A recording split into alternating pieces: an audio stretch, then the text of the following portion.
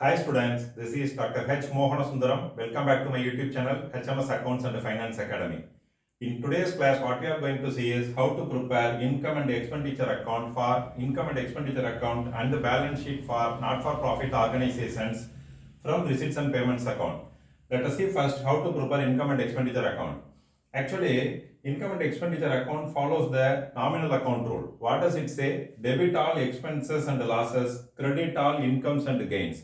We are going to record all the expenses and losses in the debit side and incomes and gains in the credit side. Actually, how to extract the details, how to prepare and how to extract the details from receipts and payments account. Receipts and payments account follow the real account rule. What does it say? Debit what comes in, credit what goes out, right? All the receipts are recorded in the debit side, all the payments are recorded in the credit side. There are two types of receipts. One is capital receipts and revenue receipts, and the other is revenue receipts. Similarly, capital payments, revenue payments. They would not have given any split up in the question paper, right? Capital receipts or revenue receipts, capital payments, revenue payments. They would have given everything combinedly. We only should identify based on its nature. Based on the nature of receipts and payments, we should identify, right? If the receipts are recurring in nature, what is recurring? Again and again it will happen in the organization, or the benefit or life of it will be less than 12 months. Then we can understand that they are revenue receipts. Revenue receipts are the income.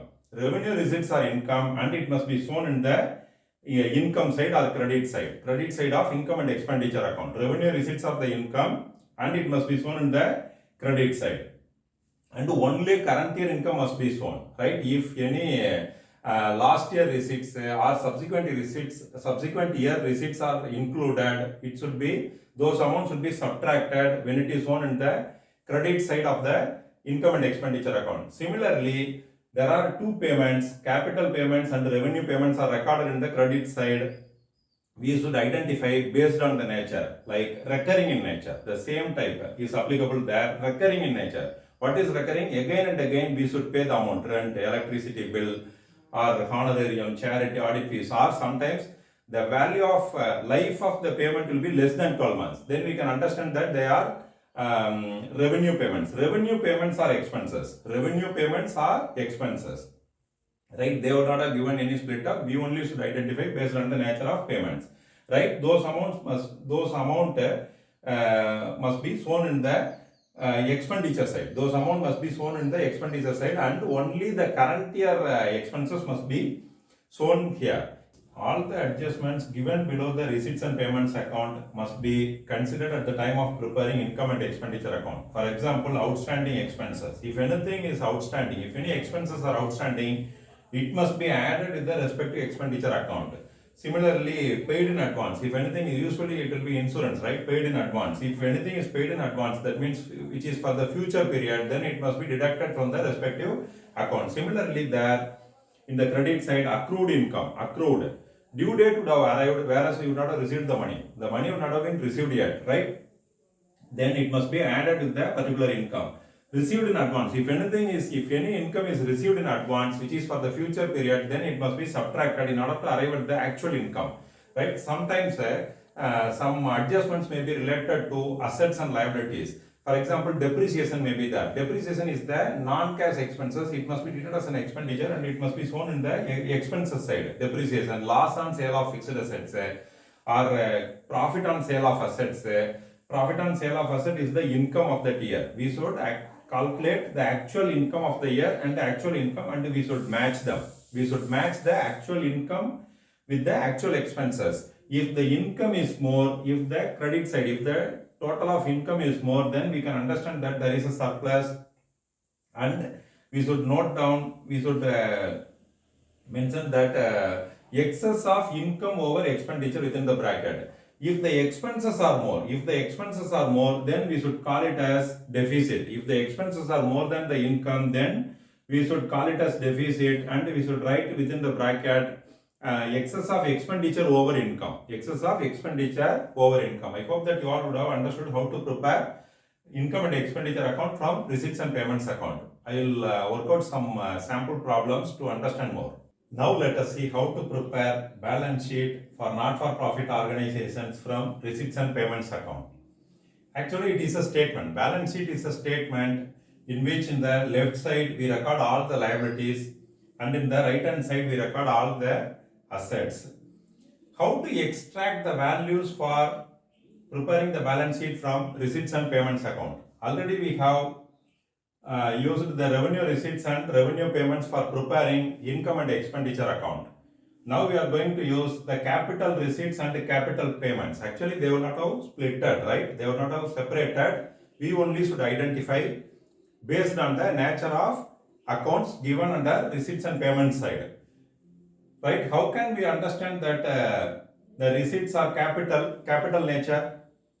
Actually, receipts which are non-recurring in nature. Receipts which are non-recurring in nature will come under the category of capital receipts. Receipts which are non-recurring in nature. It will not happen again and again. Or the benefit or life of which will be more than 12 months or greater than 12 months. Then we can understand that they are non-recurring. For example, life membership fee. One-time membership fee received from the members. One-time membership fee or subscription received from the members are called life membership fee. Specific donations. For example, donation for construction of building is the specific donations. It will have to be shown under the liability side. Whereas in the capital payments, capital payments are completely opposite to capital receipts, right? This will increase. Capital receipts arise by increase in the value of liability, non-current liability, increase in the value of non-current liability, or decrease in the value of fixed assets. Whereas capital payments arise decrease in the value of non-current liability and increase in the value of fixed assets. The same meaning, right? Capital payments are non-recurring in nature. It will not happen again and again. Very rarely it may arise in the organization, and the life of it will be more than 12 months. Life of the capital payments will be more than 12 months. It will either decrease in the non-current liability or increase in the value of fixed assets. Okay, right. Now let us see how to transfer the values to the balance sheet. How to show the values in the balance sheet. Increase in the value of liabilities will have to be shown directly under the liability side. Similarly, increase in the value of fixed asset. Purchase of fixed asset will increase the value, right? It will have to be directly shown under the asset side. Whereas sale of fixed asset, by selling the fixed asset, we collect the money, we receive the money, right? It is not the income. Selling of fixed asset is not the income, right? Sale of fixed asset will reduce the value of fixed asset that exists already in the organization. So this amount has to be subtracted from the actual value of fixed assets. Similarly, repayment of loan or repayment of any non-current liability. Usually not-for-profit organizations will not take any loan because these are service oriented, right?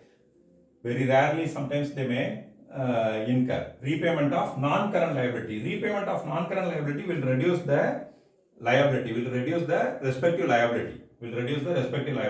You have to understand, increase in liability. Capital receipt means increase in the value of liability or decrease in the value of fixed assets. Increase in the value of non-current liability or decrease in the value of fixed assets. Capital payments means decrease in the value of non-current liability, increase in the value of fixed assets. In the liability side, we have to start with capital fund. This will be available below the receipts and payments account. Below the receipts and payments account, when the organization is more than 1 year old, right? And we would have calculated the surplus or deficit from the income and expenditure account. When there is a surplus, it must be added with capital fund. When there is a deficit, it must be subtracted from the capital fund. And we have to record the bank overdraft given at the end of the year. Similarly, cash in hand and cash at bank at the end of the year. We should not record bank overdraft given opening bank overdraft or opening cash in hand and cash at bank. This is the liability of the previous year. These are assets of the previous year. This will not affect the current year balance sheet, right? Only the bank overdraft which is given at the end of the year, must be considered as the liability and should be shown in the liability side. Similarly, cash in hand and cash at bank must be shown in the asset side.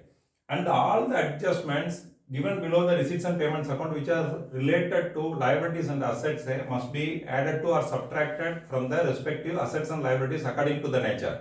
Similarly, all the adjustments related to income and expenditure must be shown either in the liability side or asset side according to the nature. For example, outstanding expenses. Outstanding expenses are the liabilities. Outstanding expense is the liability. Similarly, pre-received income is the liability. It must be shown under the liability side.